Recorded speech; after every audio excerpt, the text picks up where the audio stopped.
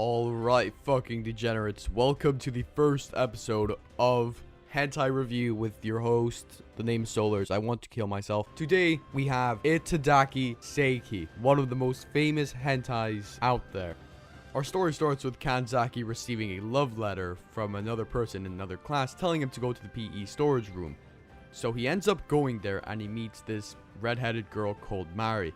Mari, straight off the bat, proceeds to kick him in the head, knocking him out, or so she thought. So the guy wakes up pretty easily, like a couple of seconds after, and then he starts asking what Mari's gonna do to him, and then Mari says that she is going to suck his blood. So she proceeds to suck his blood, and then we are revealed that she doesn't really like blood. Kanzaki questions why, and Mari explains that she can basically consume all these life juices, any type is fine. And Kanzaki comes with this great idea that instead of producing blood, sweat, or any of those things that are super easy to produce, he comes up with the idea of semen because it's a fucking hentai. So you can guess what happens next. They have fun time, and something interesting to this plot is that Mari can change her personality depending on what Kanzaki wants while they're having their fun time, and that is basically it. They do what they do, and then the second half of the story comes in where they're basically doing their fun time in school, and these two guys come up,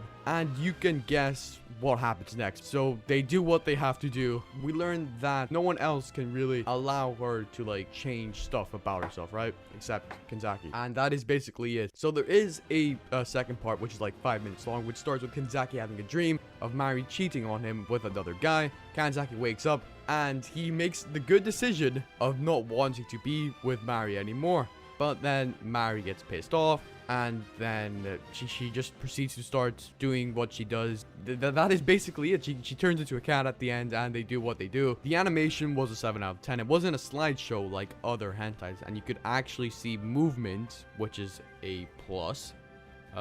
Voice acting, 7 out of 10. It was above average, I'd say. I think the people put effort on it. There is an English dub out there. If you want to check that stuff out, it is up there on the internet. You can go check it out. I don't know why they made a dub for it, but it's out there. Go check it out. The voice acting is definitely funnier in that. Plot, there's not much of a plot, but it's more of a plot than what you normally get. So I'd say I'd give it a 6 out of 10. Overall rating, 2 out of 10.